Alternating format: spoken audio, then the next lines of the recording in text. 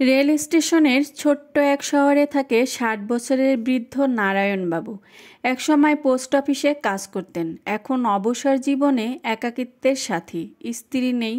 বড় ছেলে রাজীব থাকেন শহরে, ব্যাংকে চাকরি করেন। নাতনি তৃষা ক্লাস 3-তে পড়ে। নারায়ণবাবু একটু ঘরকোনো মানুষ, ছেলেকে বোঝা দিতে চান না, তাই নিজের গ্রামেই থেকে যান। পেনশনের টাকায় কোনো মতে চলে যায়, কিন্তু বয়স তো আর থেমে থাকে না। হাঁটতে কষ্ট হয়, চোখে ভালো দেখতে পান না, আর ডান পায়ের হাড়েও ব্যথা। তবু একটা অভ্যাস তার অটুট। সকালে পুকুর ঘাটে গিয়ে স্নান করে পুরনো ধুতি পরে চায়ের দোকানে বসেন। পরনে থাকে তার অনেক পুরনো একজোড়া চামড়ার জুতো। সেটা পরেই তিনি ডাকঘরের চাকরি জীবন পার করেছেন। ছেলে বিয়ের পর একবার তাকে বলেছিল, বাবা, এই জুতোটা ফেলে দাও না, দেখতেও বিশ্রী লাগে, নতুন একটা কিনে দেই তোমায়। নারায়ণ হেসে বলছিলেন, এই জুতোই তো আমাকে চাকরির প্রথম দিন থেকে বিদায়ের দিন পর্যন্ত সঙ্গ দিয়েছে রে বাবা। তুই তো আর তখন ছোট ছিলি, জানিস না। একদিন জুতোটা ছিঁড়ে গেলে আমি খালি পায়ে হেঁটে 5 কিলোমিটার গিয়ে পোস্ট পৌঁছে দিয়েছিলাম। সেই জুতোটা যে আমার জীবনের স্মৃতি। তখন রাজীব মাথা নাড়লেও জুতোর মর্যাদা বোঝেনি। একদিন দুপুরবেলা নারায়ণবাবুর বুকে ব্যথা শুরু হলো। পাশের প্রতিবেশী তাকে স্থানীয় হাসপাতালে নিয়ে গেলেন। চিকিৎসক বললেন সম্ভবত হার্টের সমস্যা, শহরের বড় হাসপাতালে নিতে হবে।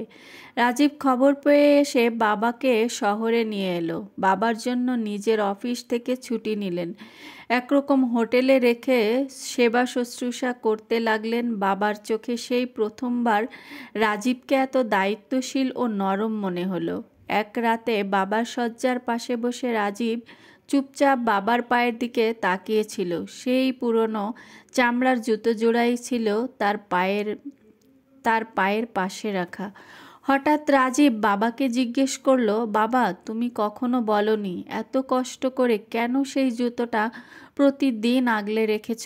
নারায়ণবাবু হেসে বললেন, ওটা শুধু জুতো নয় রে বাপ, ও আমার পরিশ্রমের গল্প। ওতে আমার ঘাম লেগে আছে, আমার সংগ্রাম, আমার সম্মান। তোরা তো এখন আধুনিক মানুষ, অত পুরনো কিছু আঁকড়ে ধরা বুঝিস না। রাজীব বাবার হাত চেপে ধরল। তার গলা ভারী হয়ে এলো। বুঝি না ভাবছিলাম এতদিন, এখন বুঝি বাবা। তুমিই তো আমার প্রথম ছাতা, আমার প্রথম ব্যাগ, আমার প্রথম স্কুল ড্রেস। আমি তো সেই বাবার ছেলে যে নিজের শখ বিসর্জন দিয়ে আমায় বই কিনে দিয়েছে।